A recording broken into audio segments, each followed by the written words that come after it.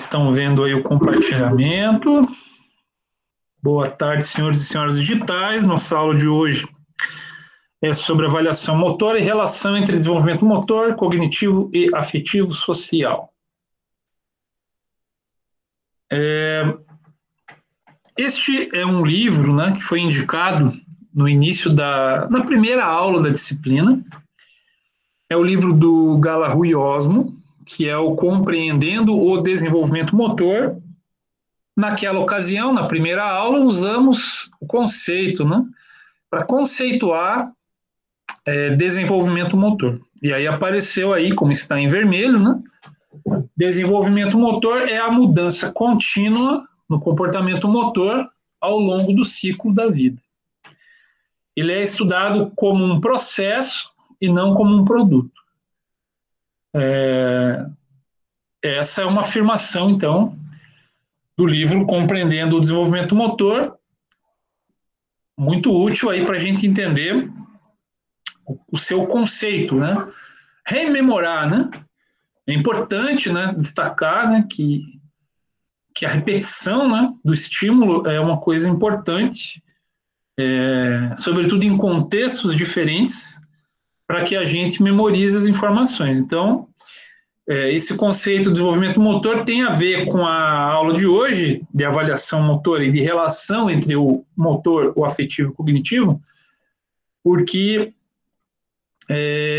a questão inicial que eu quero colocar é se o desenvolvimento motor é uma mudança contínua no comportamento motor ao longo da vida, vem a primeira pergunta da aula de hoje, como avaliar isso? Então, perante essa primeira questão, o mesmo livro indica, né, o mesmo livro, a mesma obra, os mesmos autores, evidentemente, indicam que nós temos, assim, uma classificação dos tipos de avaliação. Então, vamos entender esses tipos de avaliação motora a partir de exemplos que eu fiz em aula, mesmo que superficialmente, não deu para aprofundar isso, dado enfim, o meu adoecimento nesse período, e o exemplo que vocês mesmos vivenciaram, né? O trabalho que vocês fizeram de observar as pessoas se movimentando em diferentes faixas etárias, né?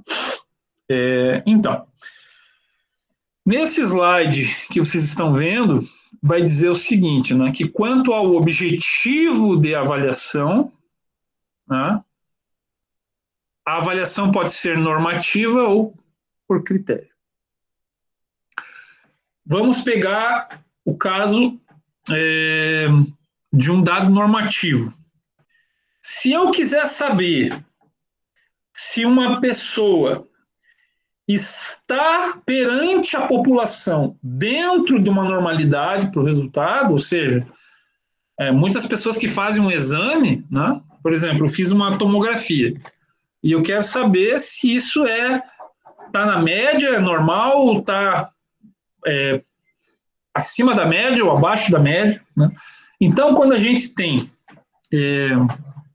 os estudos ou a avaliação motora pensada na forma normativa, o resultado da avaliação me permite comparar na população se aquele resultado é esperado, está dentro do normal ou não, ou foge do normal, né?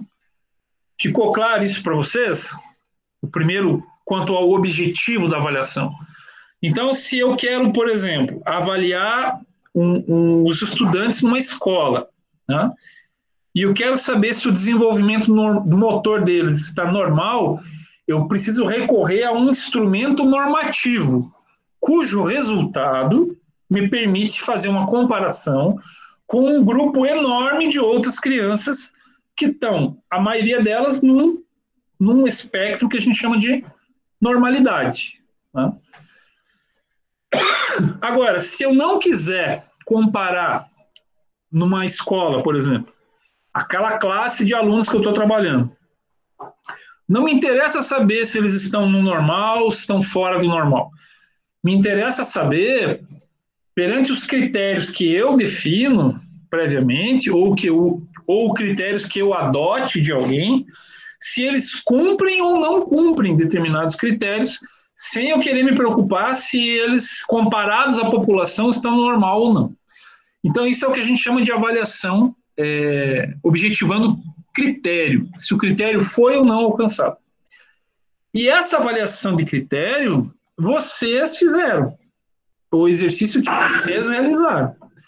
Ou seja, ninguém aqui, né, nessa avaliação motora, né, essa avaliação de desenvolvimento motor que cada um dos grupos fez, em momento algum precisava olhar para uma tabela e verificar se o resultado que foi alcançado ele era dentro da normalidade ou não. Ficou claro para vocês, quanto ao objetivo de avaliação, o que é normativo e o que é de critério? Sim ou não? O João Vitor está dizendo que sim. Tá? A Júlia também. Obrigado. Ok, muito obrigado. Então, logo eu vou mostrar o exemplo, né? Professor? Seria um e outro. Fala. Xirléu não está pedindo para o senhor aceitar ele. Certo. Não está aparecendo o convite dele aqui para mim. Pede para ele entrar novamente, por favor. Pede para ele pedir novamente, por gentileza.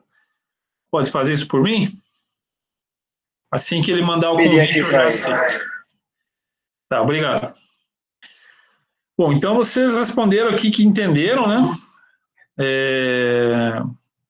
Que a diferença entre o que vem a ser uma avaliação com um objetivo normativo e uma com um objetivo de critério. Por que a de vocês não era normativa? Porque no final ninguém fez nenhuma comparação se aquilo era desenvolvimento normal ou não com uma população analisada. Tá? Já vocês, ou o que vocês realizaram efetivamente foi, a partir de uma tabela com critérios, vocês faziam uma espécie de análise e consequentemente, avaliação daquilo que vocês percebiam nos movimentos nas diferentes faixas etárias. A partir do estabelecimento de um critério, por exemplo, um movimento de locomoção, né? Um movimento de manipulação. Então, se estabeleceram um critério, pediam para uma pessoa de uma determinada faixa etária fazer, e vocês faziam uma descrição sobre a realização ou não, né, daquele movimento. Tá? Então, usou-se, né, de uma forma bastante assim exploratória, eu diria, né, que não era nada formal, né, uma forma exploratória para vocês vivenciarem uma avaliação motora baseada em critério. Né? Agora, o outro aspecto que está no livro do Galahu e Osmo, que não é só o fato de ser normativo ou ser critério, é o fato da avaliação poder ser de produto ou de processo. Então, no conceito que eu falei anteriormente, que é este daqui, vocês estão vendo aí a capa do livro, Compreendendo o Desenvolvimento Motor?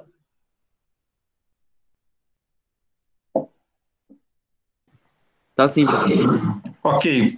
Então, complementando o conceito de desenvolvimento motor, que é uma mudança contínua no comportamento motor ao longo do ciclo da vida, o Galahu e Osmo vão afirmar, né? Ele é estudado como um processo e não como um produto. No entanto, os mesmos autores dizem que existe avaliação, né, tanto de produto quanto de processo. Agora, o importante é que estudar o desenvolvimento motor requer um processo, porque você tem que ter pelo menos um momento anterior e um momento posterior.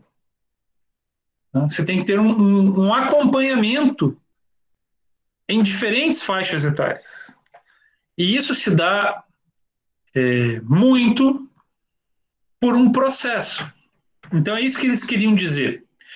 Mas, a partir do momento que eu faço uma medida e computo ela, como, por exemplo, fez ou não fez, acertou ou errou, qualquer, qualquer pontuação que eu faça num determinado teste, ele é um produto.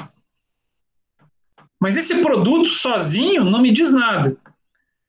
Só vai passar a fazer sentido para o desenvolvimento motor se eu colocar o resultado do produto dentro de um processo.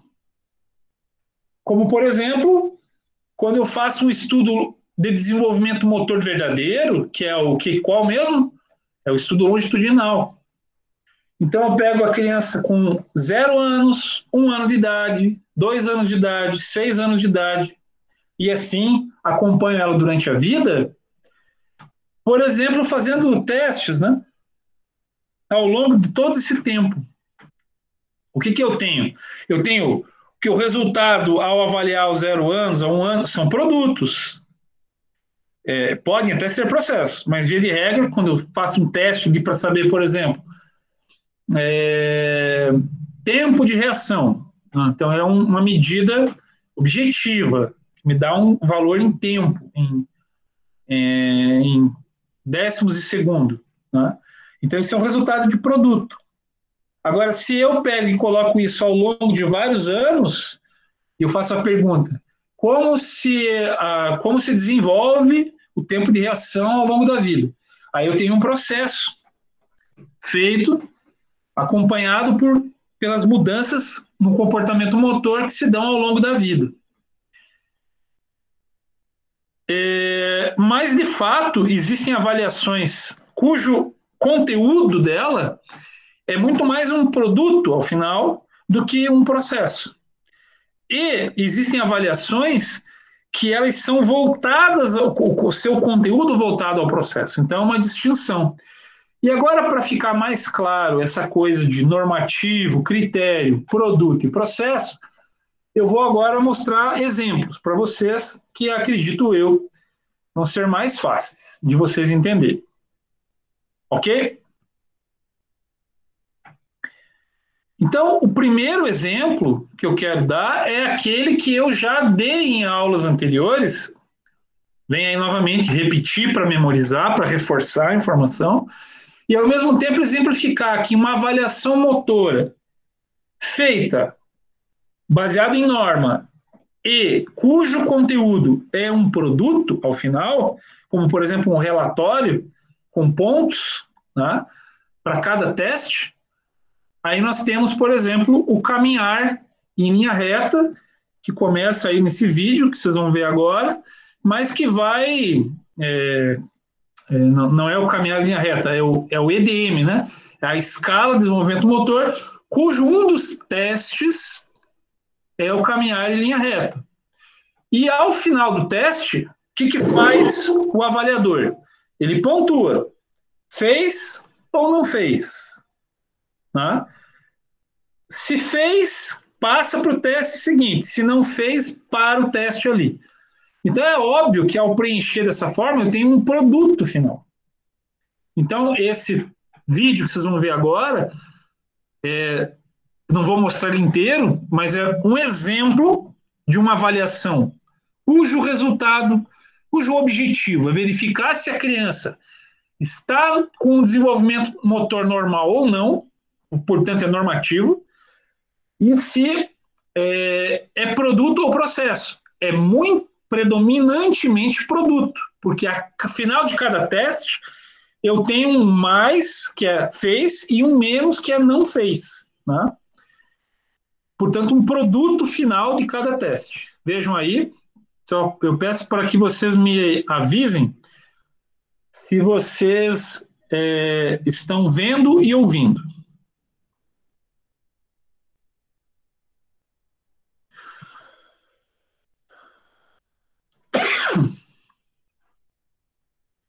Está demorando para...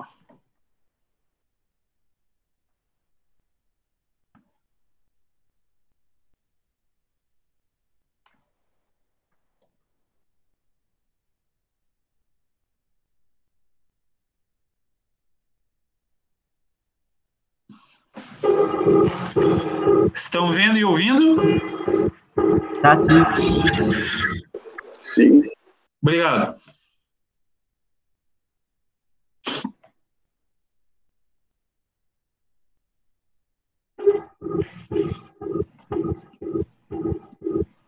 Então, essa IDM foi desenvolvida na UDESC, né?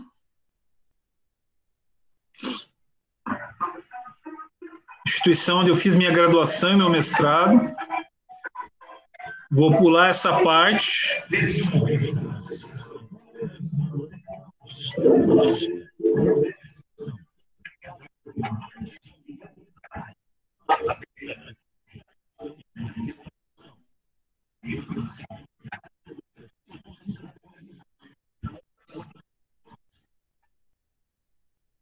Vamos aos testes.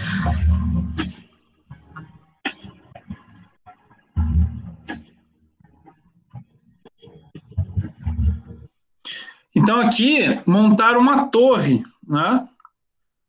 É uma tarefa motora fina.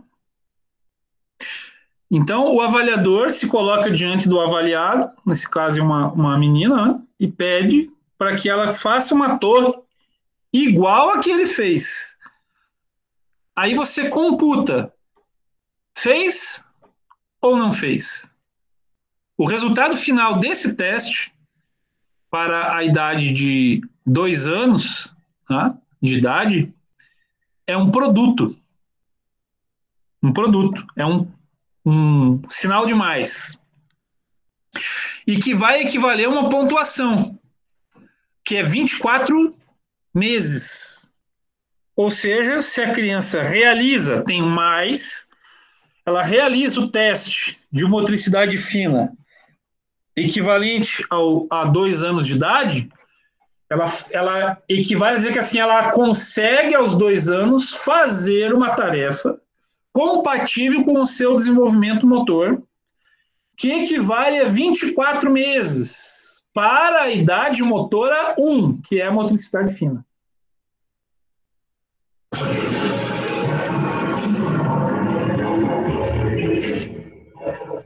Agora, 3 anos. Fazer uma ponte. Então, não mais uma torre, mas sim uma ponte. Tá? E assim, se a criança consegue fazer, e como aqui no exemplo ela faz, isso significa dizer que ela recebe um sinalzinho de mais, portanto é um produto, tem um teste, que é esse aqui, que é de 3 anos, e ela recebe um sinal de mais. Esse mais é um produto, ou seja, fez, acertou.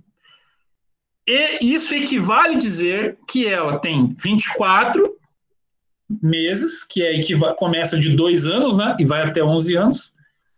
Então, se ela acertou de 2 anos, ela fez 24 meses. Se ela acertou de 3 anos, mais 12 meses. Então, ela já vai somar 36 meses de idade biológica relativa à sua maturação, né, relativa ao resultado do teste que ela teve, o produto do teste que ela fez. Eu vou falar só da motricidade fina, para não falar de todas as áreas, tá? Que é motricidade global, equilíbrio, etc. Porque senão eu teria que dar vários dias, né, sobre essa avaliação específica. Mas vamos seguir com esse exemplo da motricidade fina, que é uma prova motora dentro da bateria de testes EDV.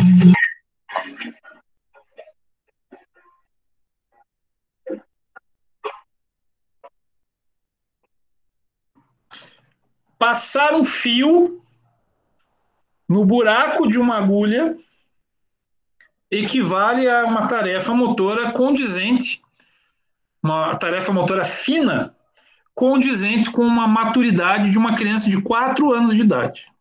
Tá?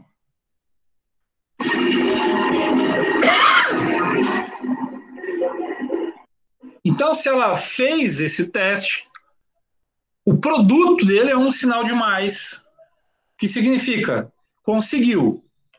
E esse conseguiu quer dizer que 36 meses dos 2 testes anteriores, mais 12 desse outro, que foi passar o fio na agulha. Já vai para 48 meses de idade biológica. Por que idade biológica? Porque a idade biológica é uma correspondente ao nível maturacional que se espera que se faça isso. Né? Que nem sempre é condizente com a idade cronológica, que é a idade que a criança tem em meses naquele momento. Né? O que isso pode dizer? Você pode ter uma criança de 4 anos de idade e que faz o teste e consegue fazer, recebe um sinal de mais. Isso quer dizer que a maturidade no teste dela é condizente com a idade cronológica dela. Então, isso significa assim, ela tem 4 anos de idade cronológica, tem 4 anos de idade biológica motora para a motricidade fina. Então, assim, os testes se referem a uma idade biológica que nem sempre é igual à idade cronológica. Nesse primeiro momento, eu disse que era. Agora, pode acontecer da criança de 4 anos de idade cronológica, no dia do aniversário lá, bateu palma, soprou a velhinha de 4 anos, mas na hora de fazer o teste, ela parou lá no 2, não conseguiu fazer o de 3. Ao não conseguir fazer o de 3, para o teste. E ela vai ficar com um desenvolvimento motor, motricidade fina, nível 2. 2 anos de idade, que são 24 meses. Porém, a idade cronológica dela é 48 meses. Nesse segundo caso, nós temos um déficit motor. E é essa comparação entre o déficit, a normalidade ou o superávit, né, motor, o débito, né, motor, isso é que nos permite, ao final de todos os testes, de todas as provas, fazer um cálculo e sai um valor, que é um número calculado, um produto, e que permite me colocar dentro de uma tabela e comparar normativamente se aquela criança tem uma motricidade fina dentro do normal ou não. Alguém ia falar alguma coisa? Era só para dizer que Douglas pediu para aceitar ele também. Ah, tá certo. Deixa eu ver se tem lá o convite dele pedindo ali. Não. Peçam para ele pedir novamente, por gentileza. Acho que ficou muito tempo o convite, eu não... E ele desapareceu aqui para mim, o convite. Só pedir para ele novamente pedir, por gentileza. Normalmente eu recebo um sinal auditivo, né, que alguém está pedindo para entrar e eu aceito. Agora sim, agora vem. Beleza. Muito bem. Pessoal, o que eu estou explicando até agora, vocês estão conseguindo entender? Alguém tem alguma pergunta?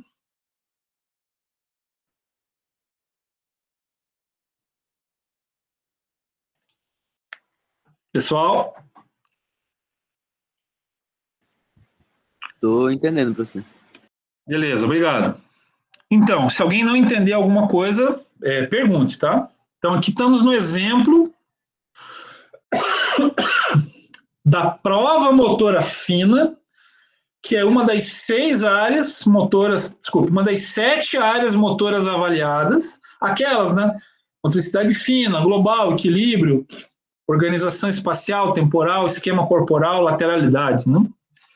Então, são 7 áreas, sendo delas 6 pontuadas de 2 a 11, né? No caso do exemplo desta bateria. Agora é fazer um nó no lápis.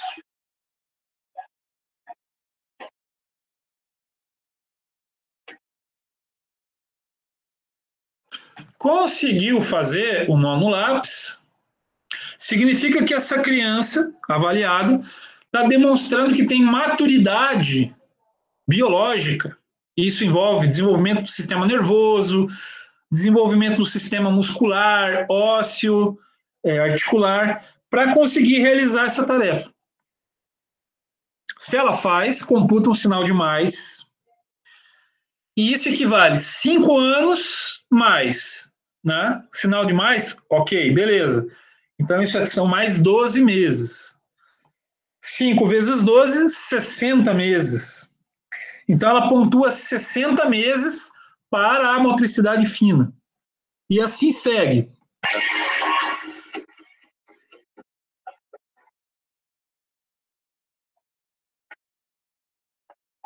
Este é o teste de labirinto. Ele é de 6 anos. Então, a criança tem que fazer de um ponto inicial, sair do labirinto, fazer isso, ora com a mão direita e depois... mão direita não. Primeiro com a mão dominante, que pode ser a direita ou a esquerda, na maioria dos casos será a direita, e depois a criança repete isso no labirinto abaixo, a seguir, com a mão não dominante. E aí pode acontecer de ser verificado que com a mão dominante, aos 6 anos, ela já faz, e com a mão não dominante, ela faz ou não faz? Se acontecer de fazer com as duas mãos, no tempo, recebe um sinal de mais.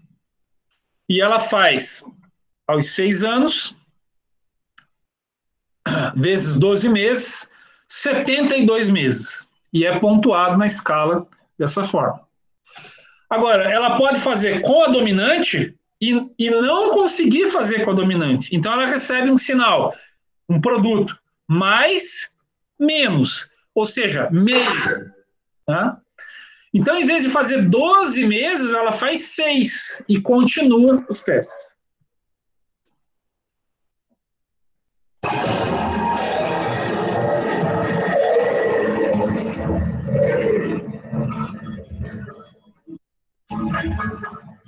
Fazer com a ponta dos dedos uma bolinha de papel, bem amassada, bem compactada, num determinado tempo. Se consegue fazer isso com a mão apoiada sobre a mesa, sem levantar a mão, não da mesa, mas mantendo a mão apoiada sobre a mesa e fazer uma bolinha de papel bem compacta, bem amassada, é um sinal de que tem uma maturidade biológica, aí envolve aspectos neurais, musculares, articulares, ósseo, tudo mais, capaz de fazer essa tarefa. E isso é aos 7 anos. Então, 7 vezes 12 meses, 84 meses. E é um produto que eu assinalo lá, sinalzinho de mais, é um produto do teste.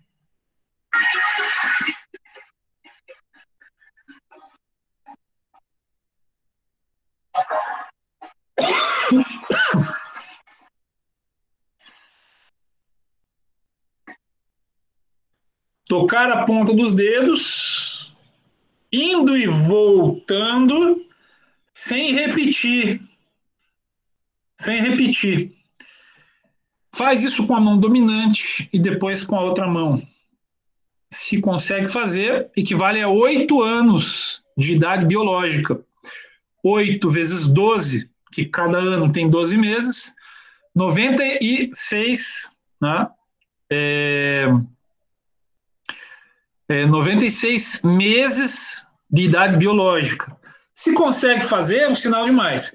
Notem que mudou. Antes era uma menina, só que era uma menina de idade menor. Agora passa a ser um menino com uma idade cronológica maior, que ele vai seguir os testes. Haja vista que a menina com idade cronológica menor provavelmente chegou num ponto em que ela já não fazia mais os testes seguintes.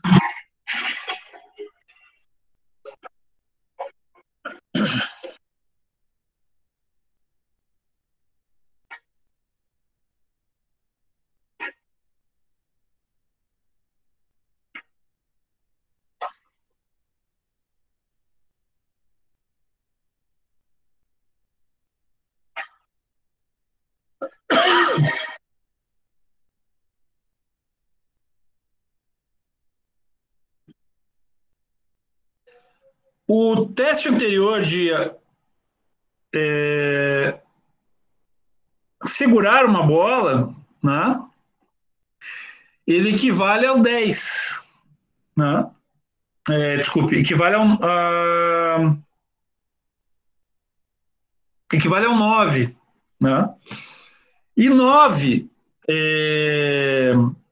vezes 12 vai dar 108 meses, tá? Então, se acertou, bota um sinal de mais e segue, tá?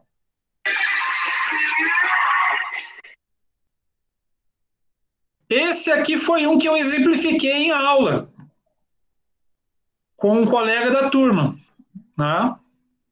Fazer esse movimento e depois com os olhos fechados. Se consegue fazer, computa um sinal de mais, que significa produto do teste. Acertou, conseguiu, né? E passa para o teste seguinte.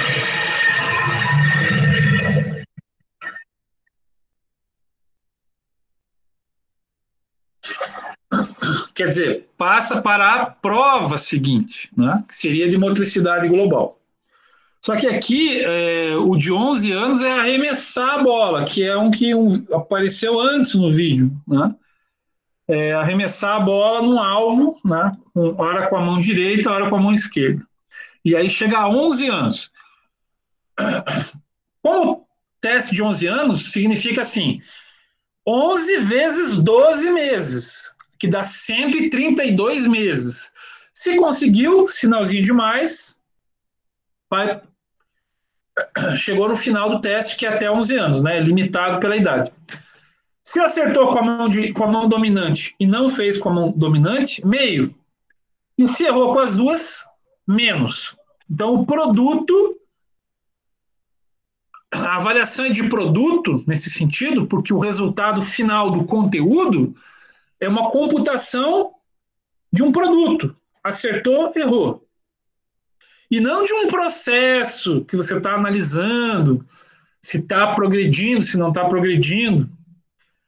Então, assim, o teste da escala de desenvolvimento motor do professor Francisco Rosa Neto é um exemplo, tá? Um exemplo de uma avaliação normativa, porque no final eu pego o resultado calculado da bateria toda, de todas as provas motoras, fina, global, equilíbrio, tudo, eu faço um cálculo que me dá um número. E esse número, que é o coeficiente motor geral, me permite colocar isso numa tabela de normativa.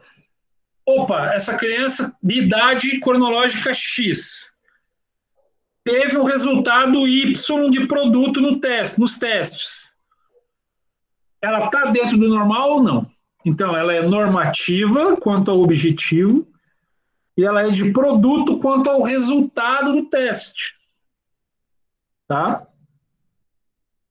Se é tantos pontos, se acertou, se não acertou, se é destro, sinistro ou lateralidade cruzada, ou se é lateralidade indefinida. Então, os resultados dos testes da IDM são produtos, todos eles. Tá? Então, nesse sentido, a escala EDM, que a gente viu aqui, assistiu o vídeo, ele é um exemplo de uma avaliação motora voltada à norma, se está na norma ou não, e ao produto. Ficou claro isso para todos vocês como exemplo? Sim ou não?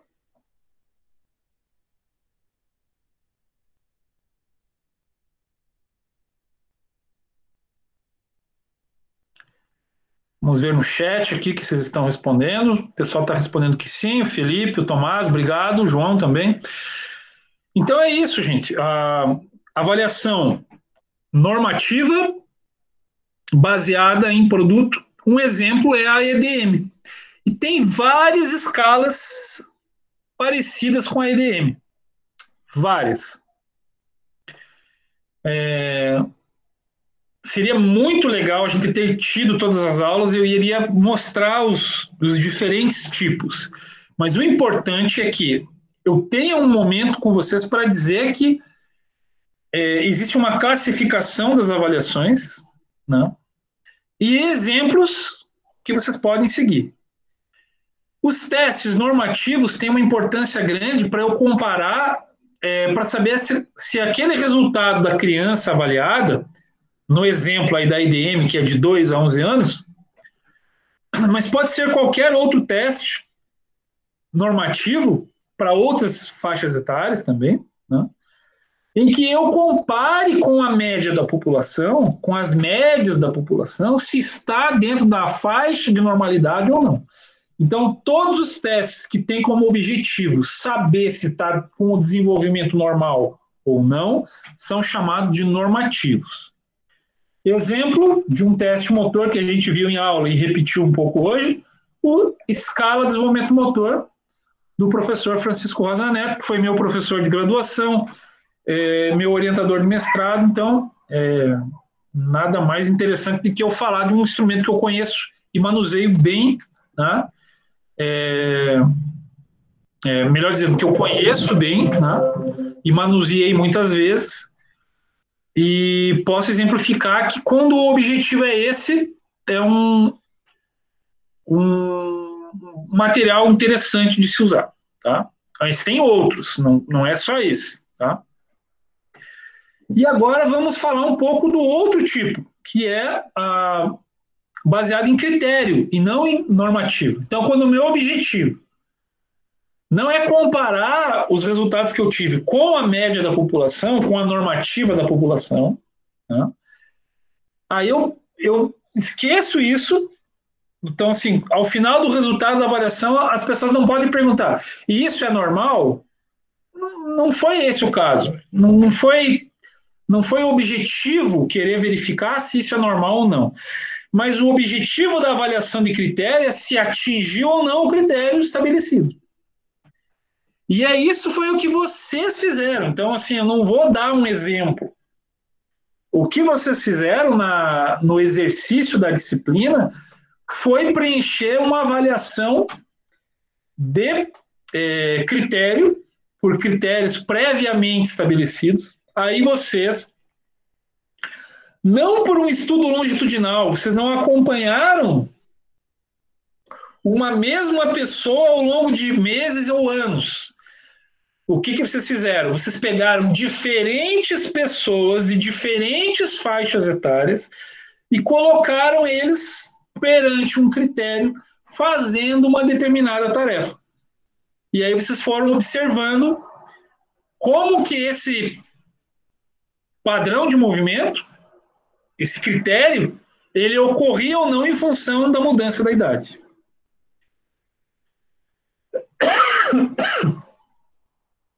E a avaliação de vocês foi muito mais de processo do que de produto.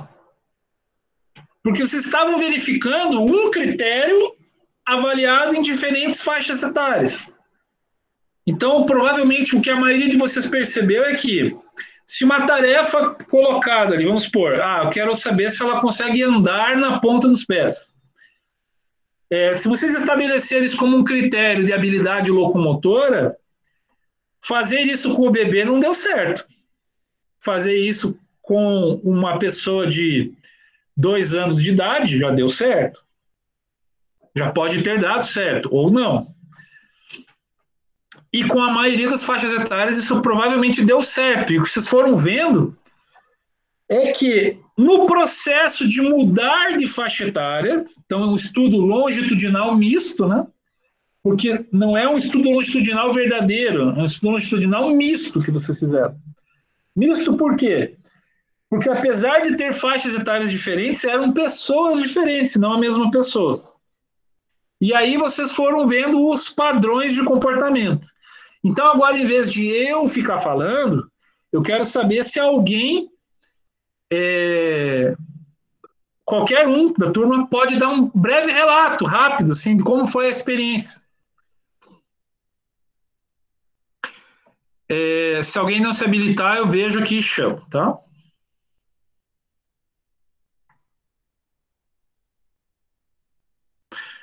A Fernanda está por aí? Estou vendo aqui no chat.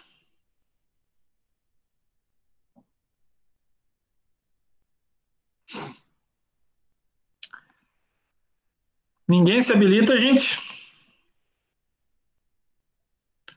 O Fernando Beckenbauer. Fernando, tá por aí?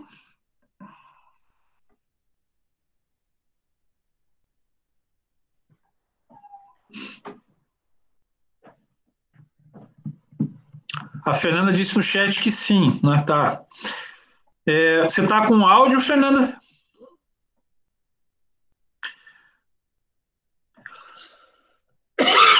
A Fernanda tá dizendo que tá sem áudio.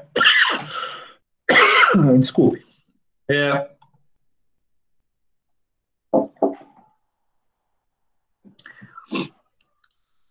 Alguém com áudio que já falou comigo aqui. Jonathan, você tá por aí? Opa, professor. Então, Jonathan, você pode falar assim um pouquinho, uma coisa que te chamou a atenção ao fazer um exemplo de uma avaliação de critério e não se propôs, em momento algum, a saber se comparado o resultado do teste com a população, não tinha nada disso. Era um critério pré-estabelecido, uma vez avaliado, com pessoas em diferentes faixas etárias, como é que foi percebido esse padrão de movimento, né, ou essa ação motora, vamos chamar assim, como é que ela foi percebida em diferentes faixas etárias. Você pode falar um pouco assim, sobre alguma coisa que chamou a atenção no teu grupo, João? Sim, professor. Eu percebi várias coisas, do tipo, com o irmão do João, do meu grupo, ele teve bastante dificuldade no começo em acertar a bolinha em um, como é que eu posso dizer, um cestinho. Vocês fizeram uma tarefa. Isso. Pegaram uma bola e arremessar num alvo. Isso. E ele, se eu não me engano, tinha uma faixa etária de 4 a 6 anos, se eu não me engano. E aí a gente aproximou mais o cesto e ele conseguiu acertar, né? E com uma pessoa de 20 a 40 anos, ela jogou a bolinha em uma parede e acertou com os olhos vendo, né? E vendou os olhos, já não conseguiu segurar a bolinha. Já percebi também nessas partes aí A importância da atividade sensorial visual para as atividades motoras. Isso. Foi quando vocês fizeram uma mudança do ambiente, né? Propuseram uma mudança do ambiente ou da tarefa. Nesse caso foi da tarefa, né? Que era arremessada aí com os olhos vendados, né? Isso, exatamente. Então, olha só, né? Tudo que vocês fizeram como avaliação foi uma avaliação motora que não se preocupava com normalidade e, ao mesmo tempo, se preocupava muito mais com o processo. Um dos processos era mudar o ambiente, como foi ali, o cesto longe, o cesto perto. Mudou o ambiente. Tá? Vendar os olhos ou não vendar os olhos. Aí tem um componente ambiente, né? Porque você bota uma venda nos olhos, é um aspecto do ambiente que mudou. Mas também é uma tarefa diferente, né? Porque arremessar um objeto igual num alvo com os olhos abertos e depois com os olhos fechados é uma tarefa diferente. Então vocês foram mudando a tarefa, ambiente, e com isso vocês foram avaliando processos, né? E não mais produtos.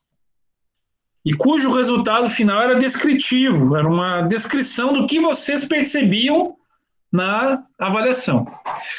Com essas explicações, gente, ficou claro para vocês que existem tipos de avaliação diferentes? Sim ou não? Avaliações motoras diferentes? Sim. Legal. Agora, falando um pouco ainda, terminando esse assunto da avaliação, para a gente passar para o próximo assunto, é dizer que se pode fazer pesquisa, né, nessa área. E aqui, ó, eu vou dar um exemplo meu mesmo, porque afinal de contas, meu mestrado foi na área de avaliação motora, né? E na época, o meu orientador pediu para que eu tanto validasse a mesma escala de 2 a 11 anos para o público idoso, que foi feito, a validação, quanto eu avaliar pessoas idosas usando uma escala que inicialmente, originalmente, era para crianças de 2 a 11 anos. Então, no meu mestrado, eu validei o instrumento para idosos e ele teve uma certa validação e uma validação de reprodutibilidade, né, que a gente chama,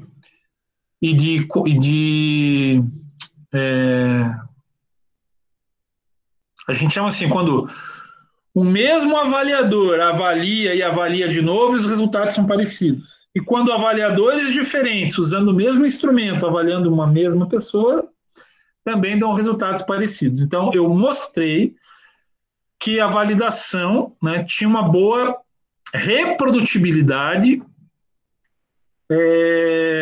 por avaliadores, mesmos avaliadores, e ela tinha também uma boa confiabilidade. Avaliadores diferentes tinham resultados também parecidos. E com esses dois resultados, né, que são correlações, a gente usou a escala com idosos. Aí eu fiz um estudo de caso com um idoso alcoolista, que tinha sido alcoolista há muitos anos, né? Então o álcool ele é bastante degenerativo, né, do sistema nervoso, né? Então, assim, se houvesse um prejuízo do álcool no sistema nervoso, apareceria nos testes motores. E a gente fez uma intervenção motora com esse senhor que há 10 anos não bebia mais, mas havia sido usuário abusivo de álcool durante muitos anos. E em apenas uma semana de estimulação, a gente viu melhora. Mas para isso, para ver essa melhora, a gente fez o teste EDM adaptado para o idoso, antes e depois de 5 dias de intervenção. Tá? E um outro estudo que eu fiz no meu mestrado foi com um idoso triatleta, seu Adir Bushman, que eu mostrei ao longo da aula aqui, né, da aula de desenvolvimento motor. Seu Adir Bushman, na época, né, no ano 2002, 2003, ele era o único brasileiro com mais de 70 anos de idade cronológica que fazia o Ironman, uma prova esportiva, que é nadar 3.800 metros, sai da água, sobe numa bicicleta e pedala 180 quilômetros, deixa a bike e começa uma maratona e corre 42.195 metros. E esse senhor fazia isso, começando às 6 horas da manhã e chegando às 10 horas da noite, ou seja, ele ficou no intervalo de 16 horas fazendo essas 3 atividades, nadar, pedalar e correr. 16 horas sem parar, com pequenas pausas para ir ao banheiro, para se alimentar, aos 72 anos de idade. Então, eu avaliei o perfil motor de um idoso de 72 anos nessas condições. Só que não dava para estabelecer uma normalidade, né? Porque poucos estudos eram feitos com grandes populações para idosos, né? Então, nesse caso, a escala foi adaptada de normalidade para critério. Mas eu sempre fiquei pouco satisfeito com essa mudança de usar os testes para crianças, por mais que eu fiz um processo de estudo de validação e mostrou que ele tinha uma reprodutibilidade e uma confiabilidade, eu não ficava satisfeito com a ideia de simplesmente sim, fazer os testes de criança com idoso, né? Nunca fiquei muito conformado com isso, né? Testes clássicos da psicomotricidade desenvolvidos para criança feitos com idosos. Então, nunca me conformei com isso. E uma das linhas de pesquisa que eu faço hoje no grupo de estudo é construir instrumentos de avaliação psicomotora. E é muito importante construir um que você consiga fazer não em 40 minutos, mas em pouco tempo, que dê conta de todas essas habilidades aí, todas essas aptidões. Motricidade fina, equilíbrio, coordenação motora global, organização espaço-temporal, lateralidade. E ao pensar nisso, a gente construiu aqui uma validação do instrumento, né, psicomotor em idosos. Foi publicado num Congresso Internacional de Envelhecimento Humano. E agora eu vou dar uma pausa aqui para mostrar o vídeo para vocês, tá? Então eu vou interromper aqui essa apresentação e vou colocar o vídeo para vocês assistirem aqui de como foi assim, a construção de uma ideia de uma avaliação com o público idoso para ser feita no máximo, tempo de duração máximo. Do início, desde a hora que você recebe a pessoa até a hora que ela sai da sala, num processo de 10 minutos, e ali mais ou menos um intervalo de 5 minutos os testes são realmente feitos. Então a gente está num trabalho de validar isso. Se for validado, a gente consegue fazer com muitas pessoas. E aí chegar a uma normativa, uma normalização. Então, em pouco tempo, a gente vai ter um instrumento que, em poucos minutos, consegue avaliar muita gente e consegue comparar se isso está normal ou fora do normal para a população idosa. Então, na UFRN, quem tiver interesse pode participar futuramente de uma bolsa de pesquisa, uma bolsa de extensão universitária, em algum projeto relacionado à avaliação e estimulação motora em idosos, tá bom? Então, vou colocar o vídeo aqui agora para vocês verem. Perdão.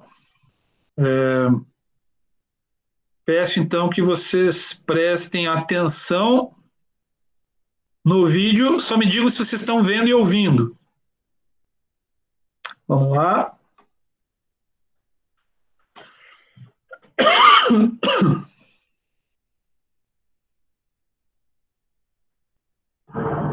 Estão vendo e ouvindo?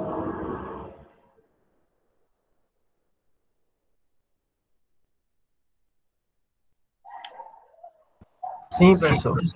Obrigado.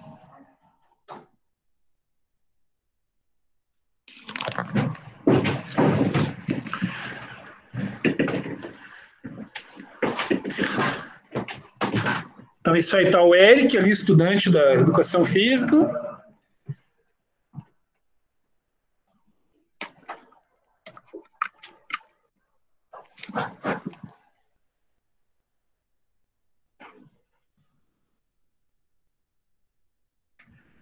Então, a ideia é pedir para que uma pessoa sentada numa bola suíça, com eu ali oferecendo a segurança para ela se segurar, caso se desequilibre. Uma vez que o desequilíbrio é uma condição muito comum no envelhecimento. Então, eu vou dando tarefas para a pessoa fazer, que são os critérios de movimento.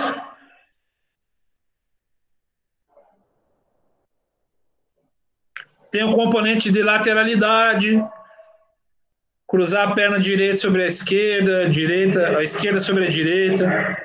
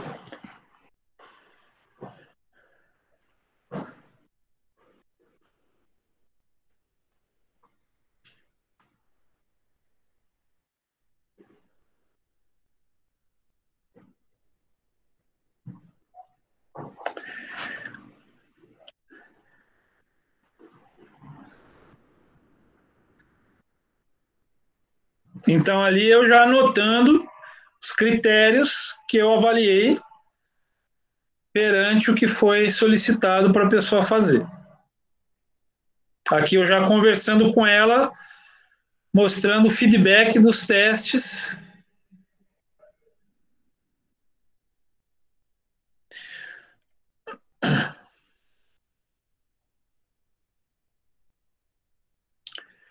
Muito bem.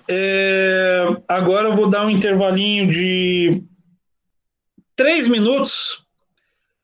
Toma uma água, vai ao banheiro e a gente volta para cá para terminar, tá bom?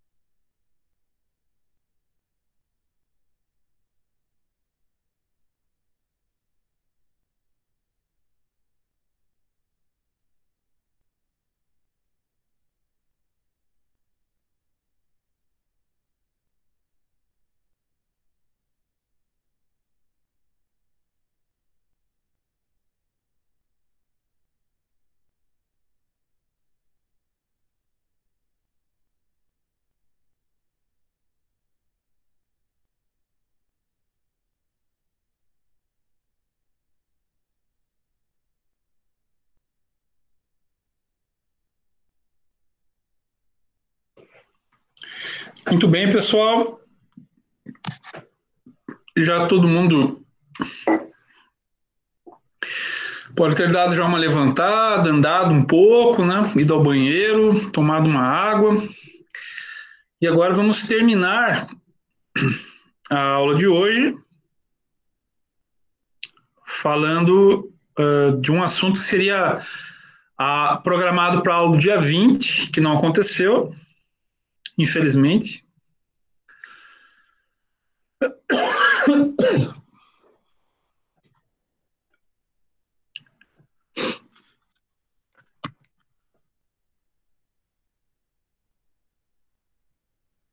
que é o assunto da integração entre os aspectos motores, afetivos e cognitivos. Tá? Todos vocês estão vendo aí o slide da taxonomia de Bloom. Podem confirmar, por gentileza.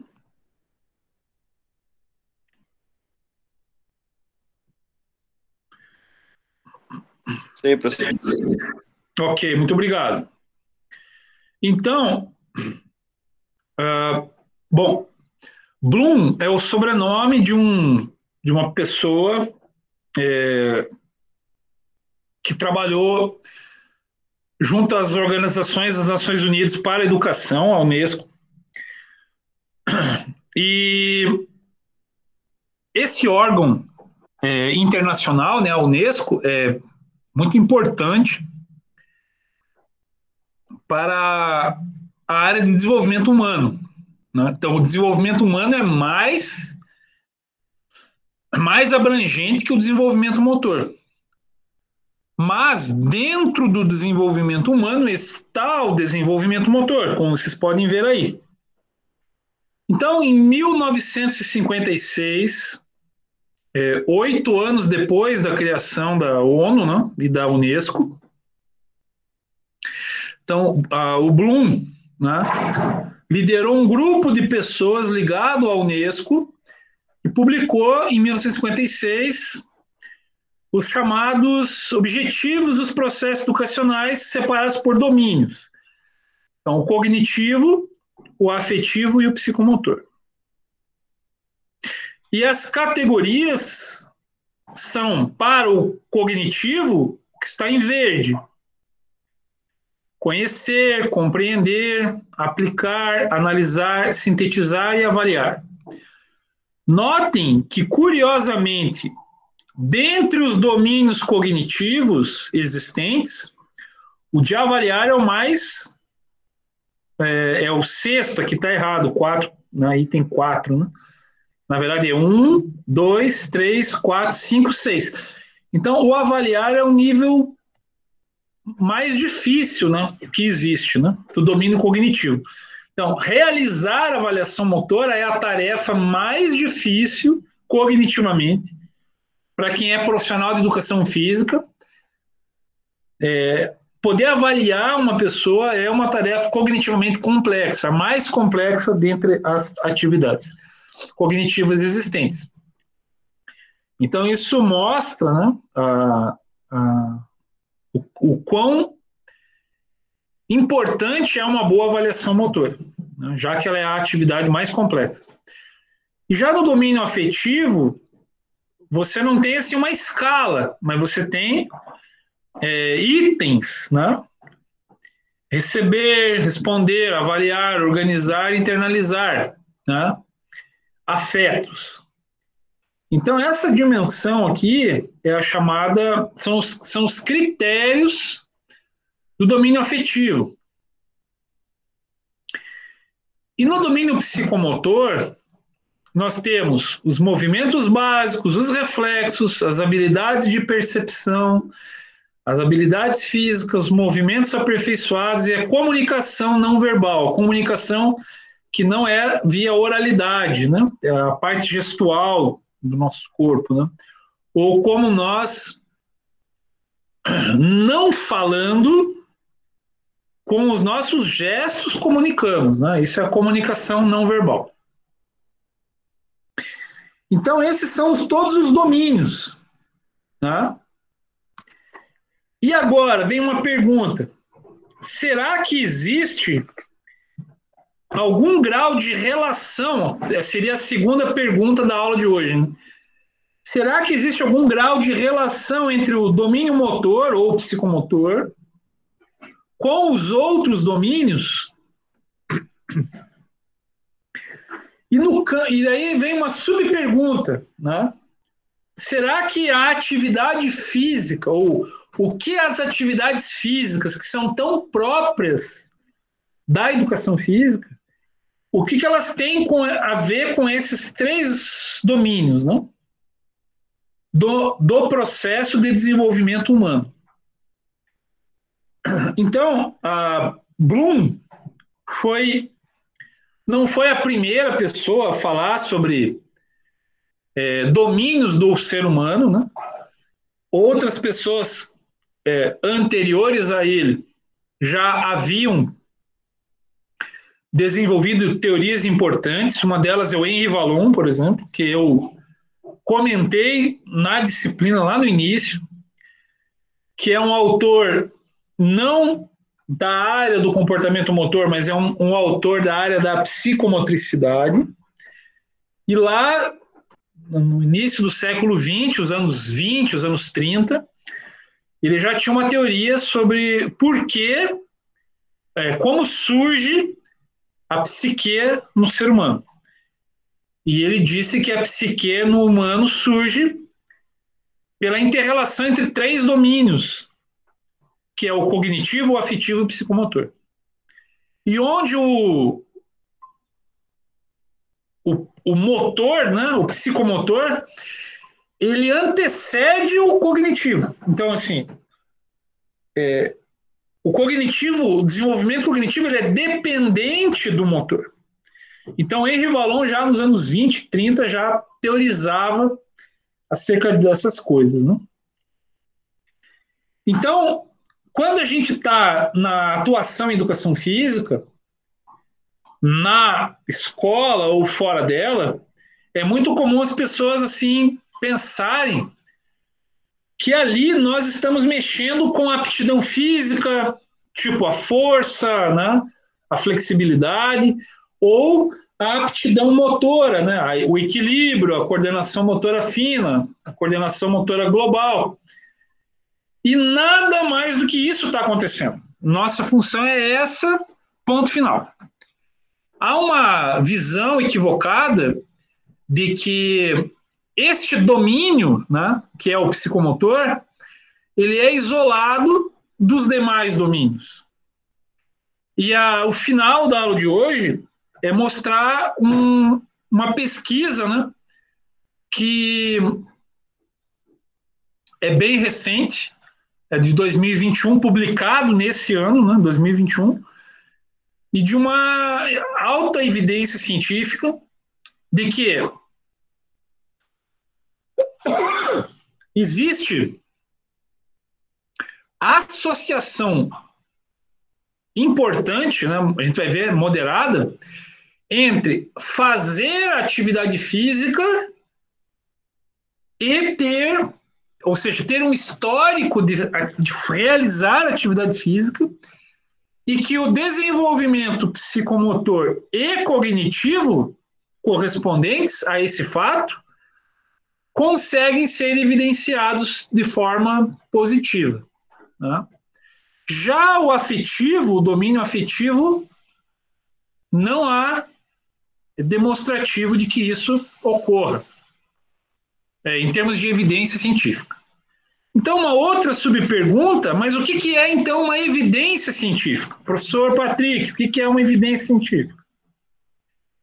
Para a gente dizer que uma coisa é evidente cientificamente, tem diferentes níveis de confiança e de validade. A confiança vai do nível 7, que é o menos confiante, ao nível 1, que é o mais confiante. E a validade é o tipo de estudo que é feito. Por exemplo, Henri Vallon, que eu estava falando, é lá do início do século XX. Ele fazia relatos de caso e séries de caso. Então, Henri Vallon era um médico, né? E ele estudava relatos de caso e séries de caso. E ele formulou uma teoria importante, a exemplo do Henri Vallon, mas não só ele, né? Sobre o desenvolvimento humano, como surge a psique em humanos. Só que ele teorizou a partir de relatos de caso, mas isso não quer dizer que isso é uma evidência científica. Para saber se algo tem evidência científica ou não, ele tem que fazer outro caminho. Ele tem que subir aqui no grau de validade e tem que subir no grau de confiança. E, normalmente, são as revisões sistemáticas de literatura, e por isso que está aqui RS, para dizer que a revisão sistemática de literatura, principalmente aquela com meta-análise, que é um cálculo matemático que se faz, é que possibilita um nível de evidência elevado. E é nesse sentido que eu trago aqui um artigo publicado no Journal, né? International Journal of Behavioral Nutrition and Physical Activity. Tá? Essa publicação é deste ano, muito recente, 2021, e é uma revisão sistemática. A atividade física e a associação, né, prospectiva com indicadores de saúde e desenvolvimento, nesse caso, em crianças com idades inferiores a 5 anos. A Systematic Review, ou seja, uma revisão sistemática. Que aquilo que eu acabei de falar, esse RS aqui, é a revisão sistemática. Então, é o maior nível de confiança com maior nível de validade. Este tipo de trabalho, então, vai na literatura e seleciona textos disponíveis em online, né? Que foi o caso dessa pesquisa.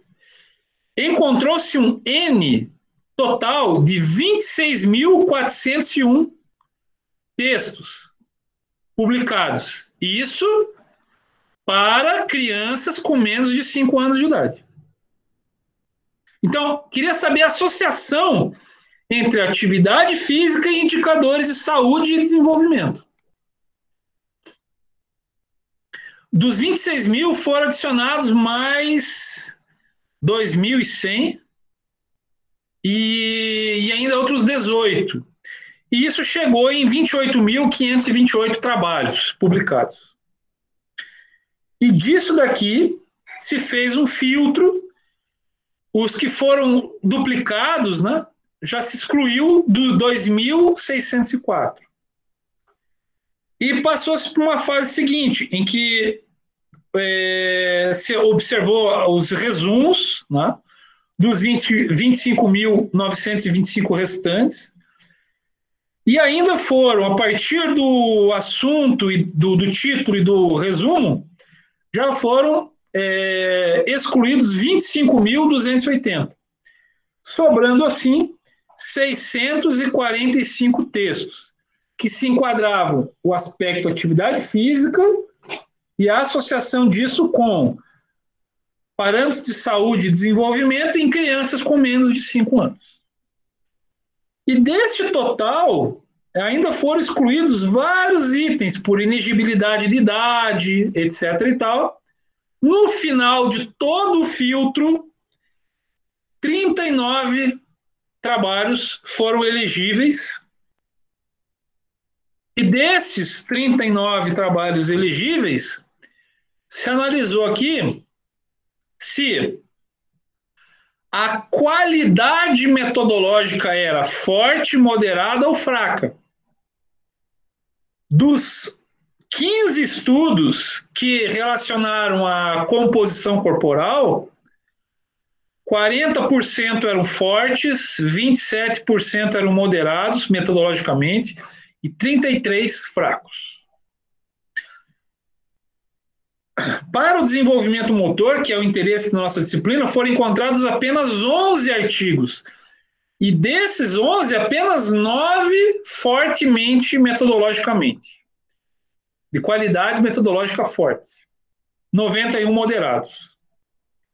Para o desenvolvimento cognitivo, que é aquele outro domínio, dos 39 para crianças com menos de 5 anos, apenas 10 foram encontrados. Desses, 10 fortes e 90% moderado. Então, isso também foi feito para saúde cardiovascular e desenvolvimento socioemocional e saúde óssea. E finalizando a aula, essa tabela, vocês podem consultar ela em detalhes na fonte, mas vai mostrar que, vocês vão ver aqui, onde tem mais, é porque houve associação positiva, ou seja, fazer atividade física foi associado positivamente com o desenvolvimento motor. Desenvolvimento cognitivo, também, ó. A maioria dos estudos foi positivo, apenas um caso foi negativo. Quando é zero, é que nem foi positivo e nem foi negativo.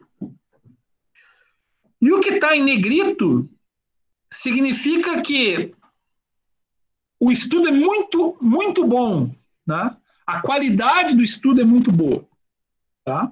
Prevalece o estudo de alta qualidade metodológica, o que está em negrito, que é esse zero, esse mais aqui, tá? Então, os estudos, né? Esse estudo de revisão mostrou que composição corporal, os 15 estudos, com mais de 3.448 participantes, mostra 0,000,00, a maioria, né, das informações, seja nos estudos longitudinais, seja nos estudos de intervenção, por mais aqui que metodologicamente foi muito bom o estudo, alta qualidade metodológica, não há associação entre fazer atividade física e indicadores de saúde como composição corporal. Agora, vocês vão ver, a maior parte dos mais, né, nos estudos de intervenção para desenvolvimento motor e para desenvolvimento cognitivo. Agora, para estudo longitudinal, ó, desenvolvimento motor, atividade física 0, e só foi positivo aqui para a motricidade grossa, num estudo longitudinal, que é o estudo desenvolvimento clássico, né? Para os indicadores saúde cardiovascular, ó, vocês vão ver que a maioria é 0. Para desenvolvimento socioemocional, comportamento e qualidade de vida, também 0. Apenas 2 estudos foram elegíveis. Então, o que a gente pode dizer desse quadro terminando a aula de hoje, às 6h30? Que nós temos, em verdade, pouca evidência de que fazer atividade física com crianças menores de 5 anos melhora a saúde óssea, melhora o desenvolvimento socioemocional, melhora a saúde cardiovascular e a composição corporal. As únicas coisas que têm alguma evidência, e é moderada apenas, não é forte, é sobre o desenvolvimento motor e sobre o desenvolvimento cognitivo. Mas isso não quer dizer que não haja a influência, mas que os estudos com boa qualidade de literatura e metodologia para crianças de menos de 5 anos de idade. Por que eu estou falando de menos de 5 anos de idade? Porque é um período crítico do desenvolvimento. Se ali a gente viu, né, no estudo dos 1000 dias, que desde a fecundação do óvulo pelo espermatozoide até os 2 anos de idade, é o período crítico de desenvolvimento. Há muita evidência que se as coisas vão bem ali, para o resto da vida tende a ser boa, né, do ponto de vista do indivíduo. Claro que tem as variantes sociais, etc., que podem, né, interferir em qualquer idade da vida, ambientais e sociais. Mas do ponto de vista do indivíduo, se ele é bem cuidado, bem nutrido, bem estimulado até os 2 anos de idade, é um período crítico para o desenvolvimento para toda a vida. Mas então, a atividade física se associou bem ao desenvolvimento motor e ao desenvolvimento cognitivo. Mas que isso quer dizer que está faltando estudo, que só foram 2 estudos de desenvolvimento socioemocional, que tem um bom rigor metodológico. Então, aí tem todo um campo de pesquisa para se desenvolver, inclusive uma mestranda que eu co-oriento, a Mônica, a pesquisa dela é justamente nessa área socioemocional, né? A estimulação psicomotora e o desenvolvimento socioemocional de crianças com necessidades educacionais especiais. Esse é o tema de uma revisão sistemática que vai ser o mestrado dela. Haja visto esses indicadores aqui, que aqui não é sobre crianças com necessidades educacionais especiais especificamente, mas mostra aqui, né, um estudo deste ano, publicado em 2021, mostrando a fragilidade da pesquisa sobre isso, né? Não vai dar tempo da gente fazer a prática que eu tinha programado, mas ela ia fazer uma convergência para a teoria, tá? Para as teorias, na verdade, dos modelos ecológicos que a gente viu que são os mais contemporâneos. Então, tanto o do Gallagher Osmo, quanto o do Bronfenbrenner, que eu mostrei lá no primeiro dia de aula, e do Carl Neville, né? A gente ia conversar um pouco sobre esses modelos, pensando a interação, né, do afetivo, do cognitivo e do motor. Não vai dar tempo para a gente fazer isso hoje, mas fica aqui a provocação para vocês tentarem pensar isso no final da disciplina. Então, interrompendo o compartilhamento, são 6 horas e 35 minutos.